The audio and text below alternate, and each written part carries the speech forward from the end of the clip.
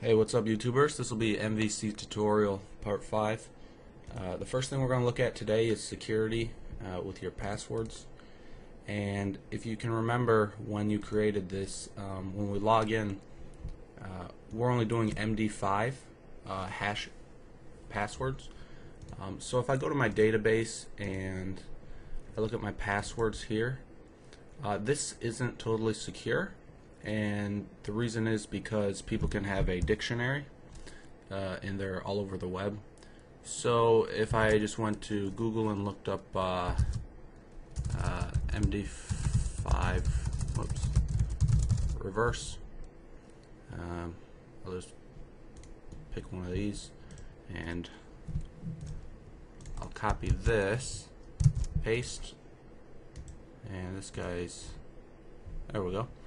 And you see it knows the actual what it is, and the reason is because they just have a big dictionary to look up and all that. So what we want to do is something called salting our passwords, and basically you can do that with adding just a string to the end to it or whatever. I have a certain way I like to do it. I use a function called #init in PHP, so well, I could actually use it here. What I'm going to do is actually create a new library, and I'm going to call it hash. Okay.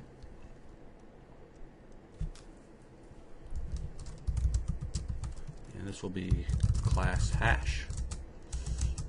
And it's going to be a static function so that we can just call it anywhere. Public static function create.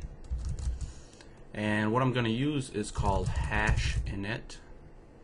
There we go. And the third one, the algorithm we want to use, the options, and the key. Okay.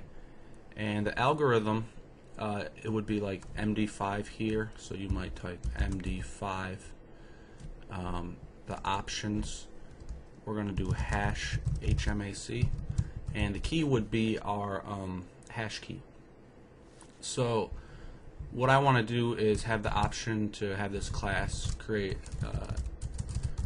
any algorithm we want. So I'll say algo.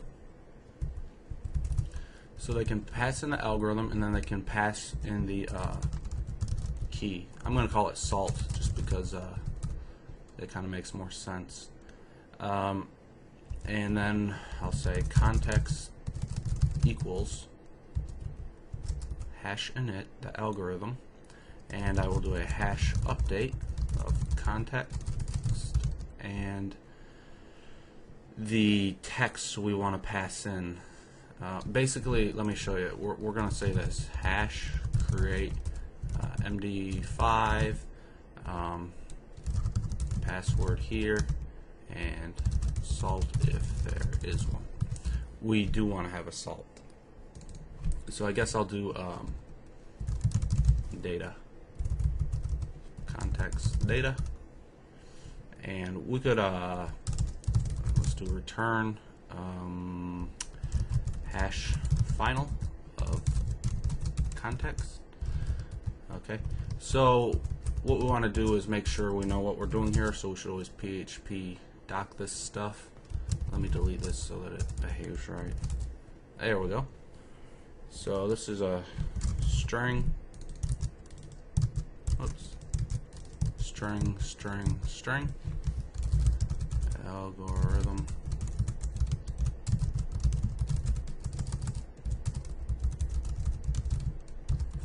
other day.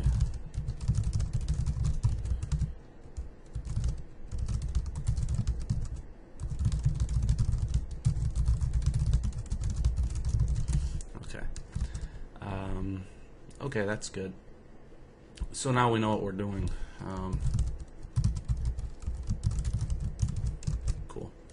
And what we're going to do is try out the hash. So I'm going to go to login.php, and for fun, I'll say hash create MD5 of test, and just leave it empty, and I'll echo that out. I don't know if I have this included yet. So I might have a little bit of an error. Where did I include that? Okay, I'll shrink that down. views, config. Would it be on? Oh, index. Okay. Okay, so I'm just including these manually. What you'll want to do is use an autoloader at some point. Maybe I'll go over that. So I'll just Control Shift down arrow, and I'll include hash inside of here. Now, here, we'll go to the login page. Okay, I guess we have to include a key. 1 second. Hash.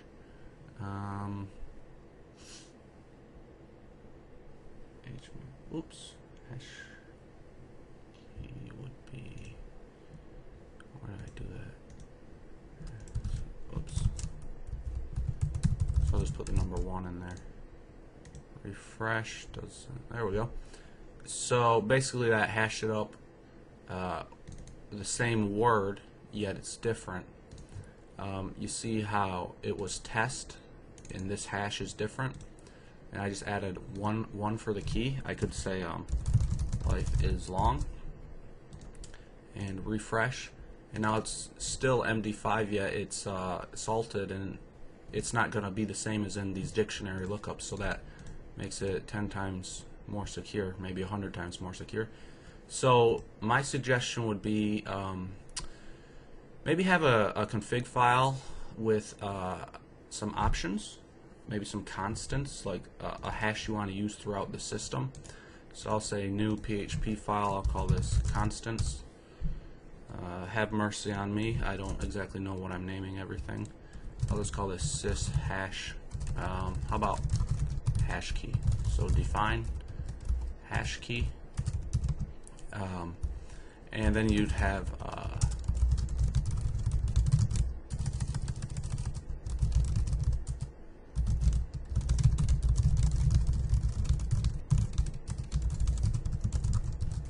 okay, so a hash key. Okay, so you could even just type in some crazy thing like that nobody would ever guess. So that'll be my hash key. And I need to include the constants PHP file.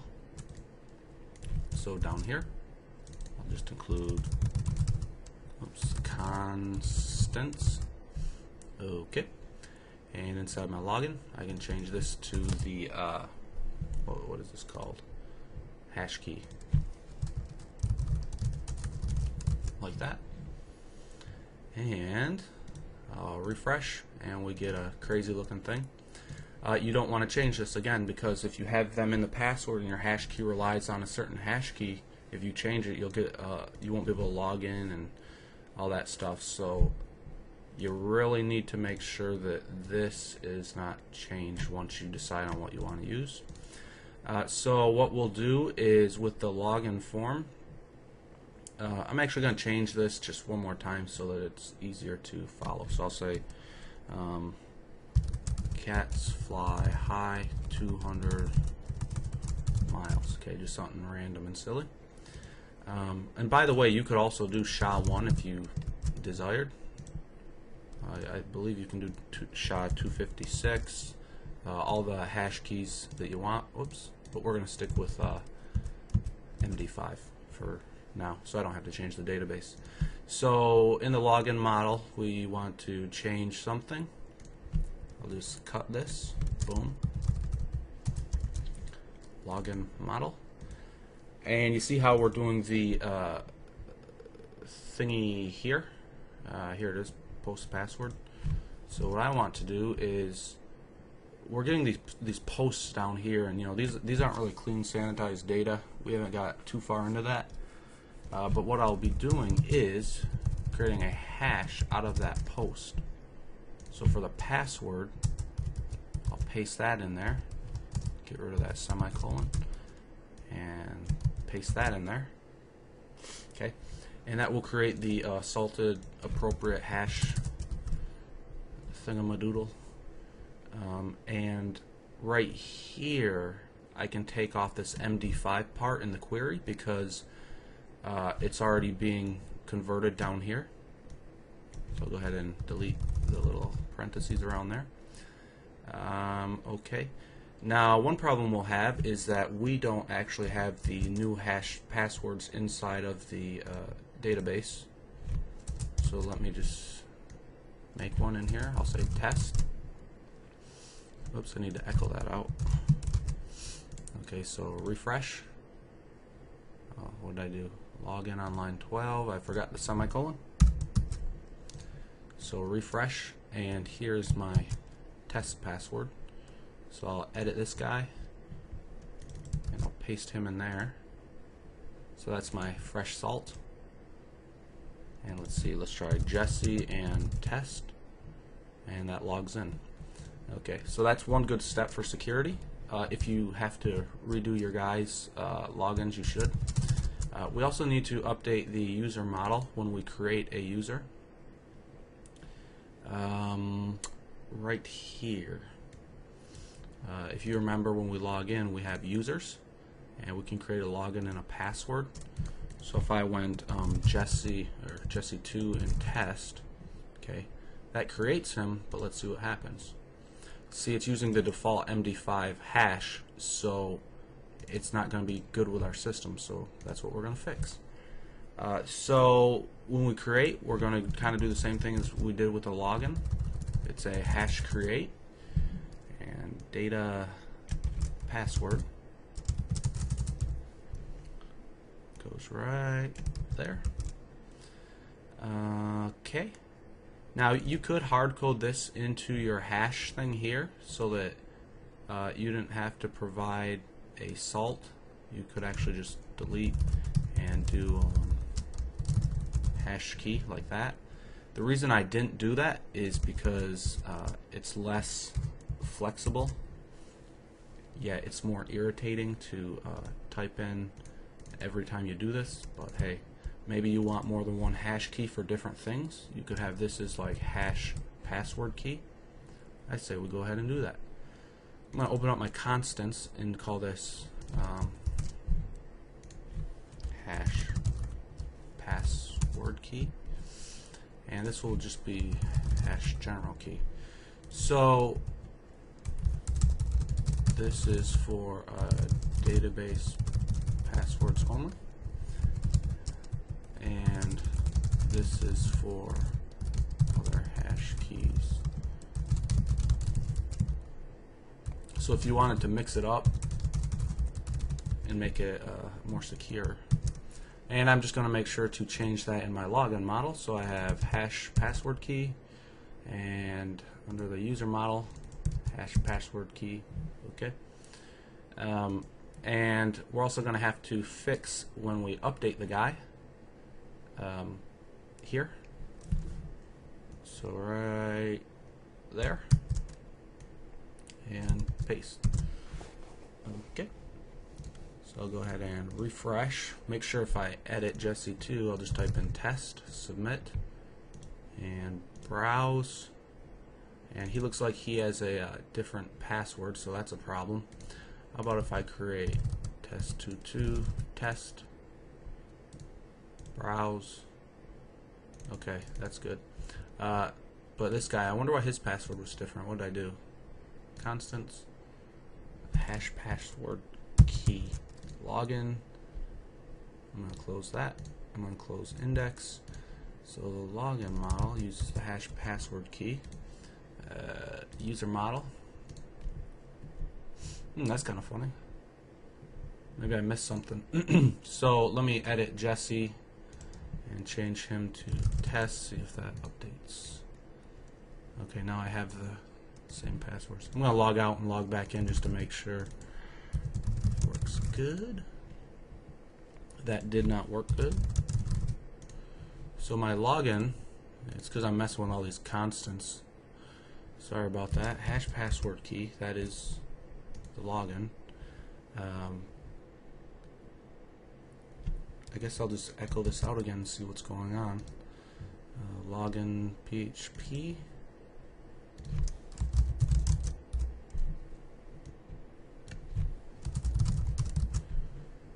Okay, refresh.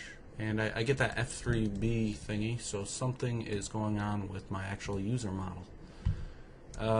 let me open my user page and echo out the same thing. Like, why would it be different? So I'm gonna actually have to update this real quick. Sorry about this. So Jesse test and users, and yeah, I get the same thing. So I wonder what's going on with my password field. So here's why. When I create, I'm encoding it before I pass it to the model. So I got to get rid of that. And same with the edit. Sorry about that. Login. I can get rid of that. And that should be good. So I'll go ahead and refresh and try this again. Edit. So this should stay the same. And I'll do Jesse2, rename him to test. I'm just going to change all these to test. So hopefully the database reflects that. And browse. There we go. It's that F3B. Cool. So just so that you got this really good down, if I were to work on something and change a constant, if I just added one thing there and I want to log in with Jesse test, I'm not getting in. So make sure you don't change this after you decide what you want to use. And what you should do is use different hash keys for different applications, because that's a good idea. So that takes care of that. What else was I going to look at? Let's see. Users. Okay. What we're going to look at is an autoloader, and I'm just going to close all these right now and open index. However you decide to organize things, that's really up to you. Know what I mean? So an autoloader, I'm just going to use the plain built-in autoload function. Boom, boom. Autoload. Now there is one that's SPL autoload register. You can take a look at that. SPL autoload register. But we want to make this pretty quick and easy for now. So what we're going to do is require a class whenever it's called. So like, you know, when we load a page and it calls, let's say, the database object, it's going to automatically include it with this autoload function. So I'm going to use it the same way I'm doing here, which is with require. Okay, and instead of this database.php, I got to change that to class. So I'll pass in a class here, class, and double quote that. Okay, I think that's good. I'll go ahead and try to comment those out. Oops, yeah, those are all under libs. Okay, so I'll go ahead and refresh. And libs bootstrap not found. Require libs bootstrap. Oh, forgot the .php. So let's try that. Refresh. There we go. And now we just have one line of code to require all these libs here. You should know that your class, in this scenario anyways, the file name would have to be the same as the class here. See how it's bootstrap capitalized? On Linux, you know, things are case sensitive, so you're going to have to be careful about that. On Windows, they're not case sensitive, so not to worry. And that just loads up that. You could even do something like if file exists, if you want to check if it exists first. In my opinion, you shouldn't do that because it'll waste a little bit of resources and require, I think it kills the page anyways if the class isn't found. And that's good enough error checking for me. So all these libs are good to go. We probably want to require these, I think, before the autoload.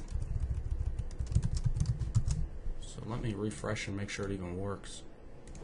So log out, Jesse test. Okay, and the reason is because these constants and paths, we could actually use those at some point. So if I want to define libs,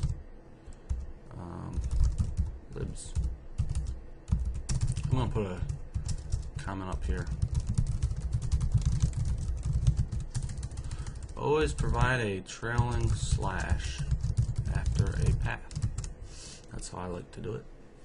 So we have libs, and then I could just say libs dot class dot PHP, and let me make sure it works. Looks good. So now we have an autoloader. Require all our goods. So what else could we do? One thing we could do is pimp out the database here, how we extend PDO. You can also see how I've passed in constants here. I don't think that's a good idea. So instead, what would I do? I'll say, where do we construct the database? Where's that? Is it index? No, that was in the bootstrap. Let's see. Or that's actually in the model. Oops. There's database. When we construct something, I'm not going to go into all the details in it. I've written a blog post about this. Don't worry about it. It'd be better to just pass in an array of things. So I'll just say db type, db host, db name, db user, db pass. Okay, and I'm just going to do it this way. You could pass in an array, db name, db user, db pass. We don't want the database object to be fixed on constants, because if we use this elsewhere, then we're forced to use these exact same constants from another file. And basically what it does is it's not dependent on another file. That's what I'm doing it for. So I'm just going to copy all these, save that, and when we construct, I'm just going to pass the constants into the construct. So now we have a more flexible database object. And again, I'm going to refresh to make sure it works. Users, good.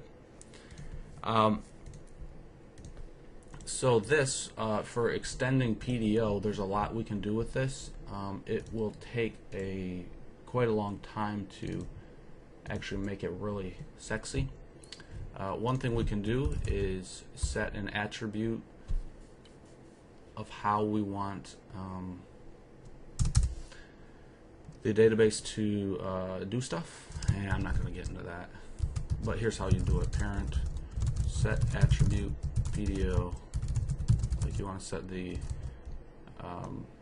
error mode.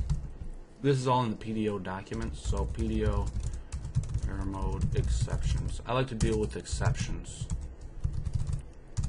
Okay, so if if it throws new exceptions, I think that is actually on by default.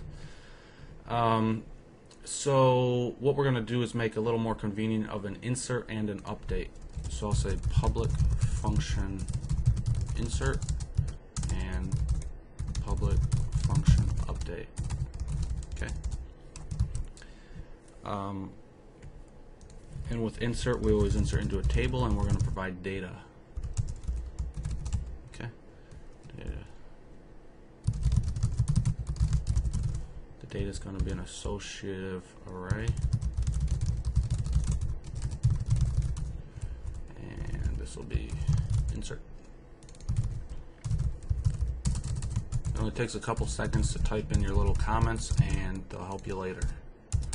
So boom, this will be update. And update has table data where, and this param is a string. Okay, so this part will be a little different. I'm going to close out the model, close out the database PHP, close out the paths, and close out index. So in the user model here, See how we're doing this db prepare, db execute. We go to edit save. We have a lot of redundant data, and we're going to do something kind of similar to this. So let me just paste this in here, okay? So first of all, we want to insert into tables, so I'm going to change these to double quotes like that, so that it parses table. So this is this. Insert into table, then the values are here, okay? Or sorry, the column names and the values here. And what we want to do is create a loop to match up the two. So there. And execute upon bind. So this will be an associative array, meaning when I do an insert, I'll do it like this. This db insert users and array, and what I'll say is login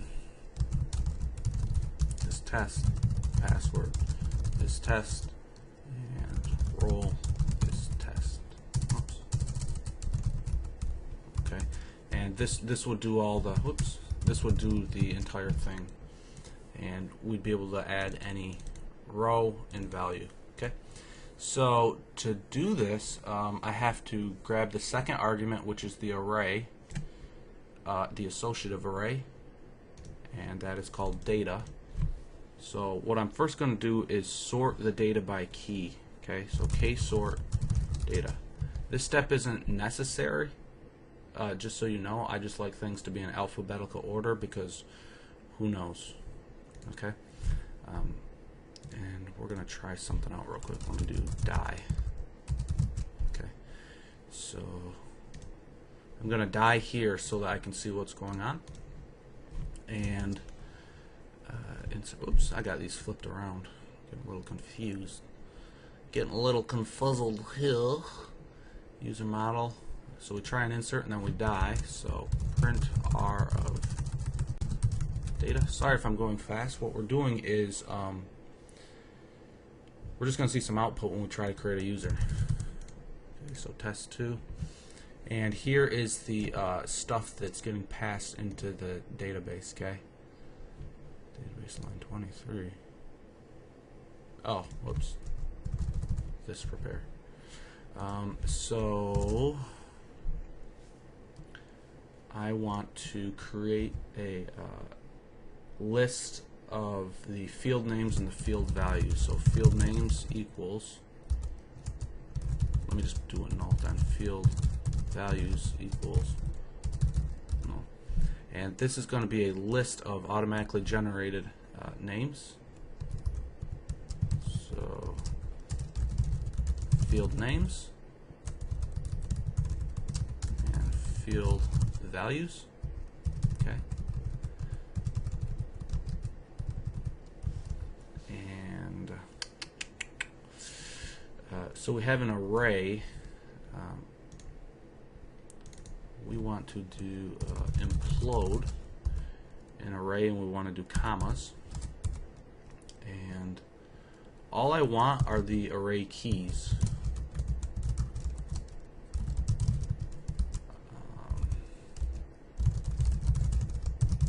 I'm going to echo that out.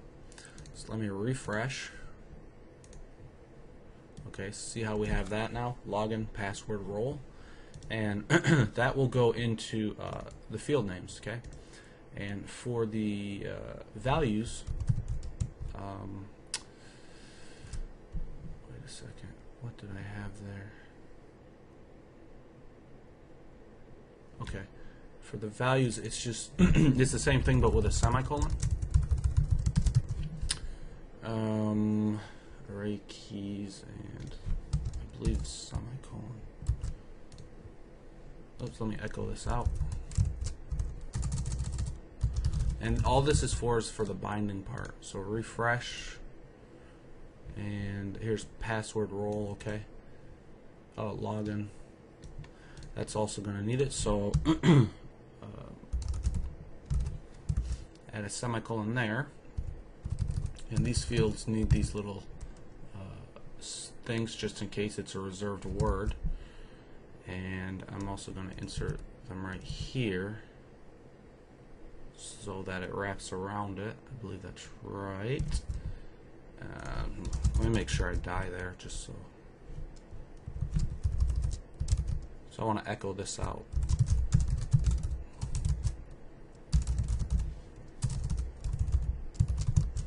To see what it looks like so far. Continue. Let me get rid of these, sorry. Boom. Refresh. Let's see what insert into user's login password role values login password role. That does look good. And now all we do is a loop to bind the values. So I'll say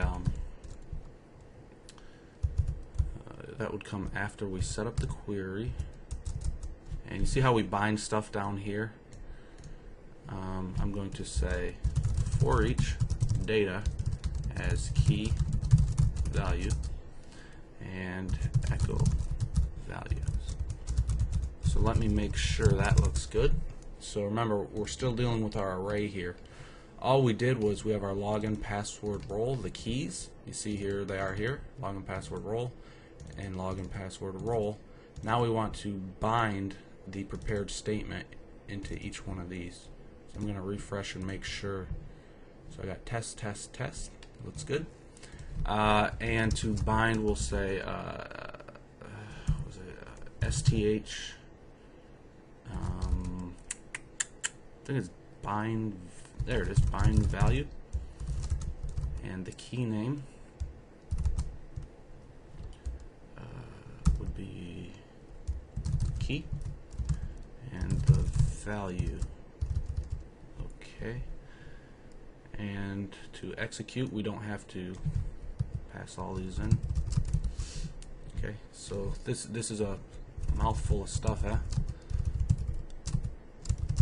So there's our automated insert. Let's refresh. I got a die in there still. Back of the user model, I'm going to get rid of the die. And I'm going to try commenting these out. Oops. Save. Refresh.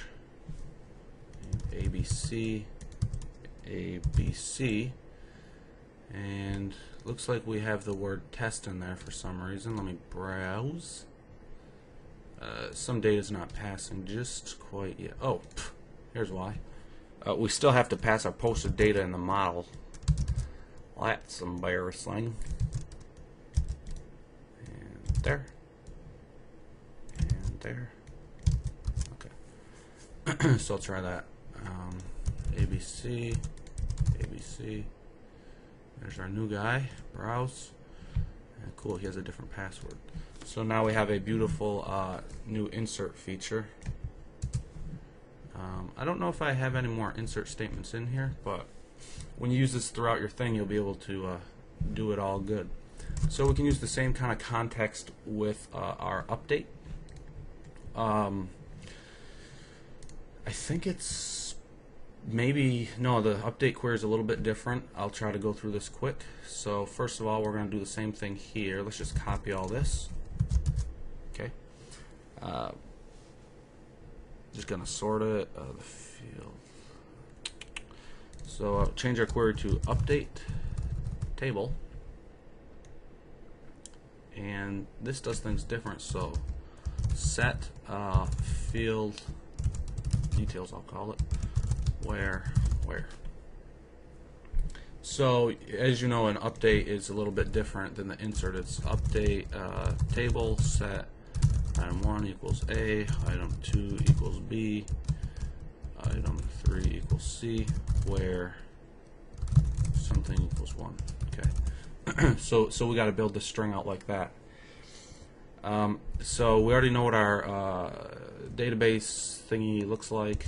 So I'll say for each data as key value, details key equals key. Actually, double quote that.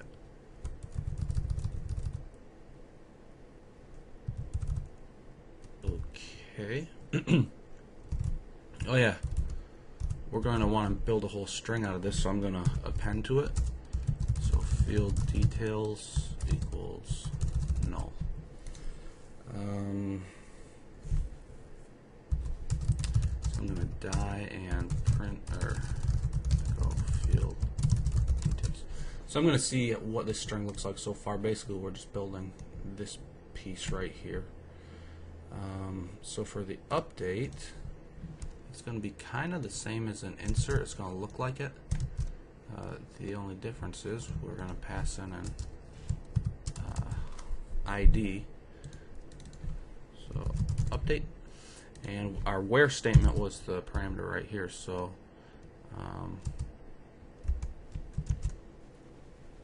where what? Where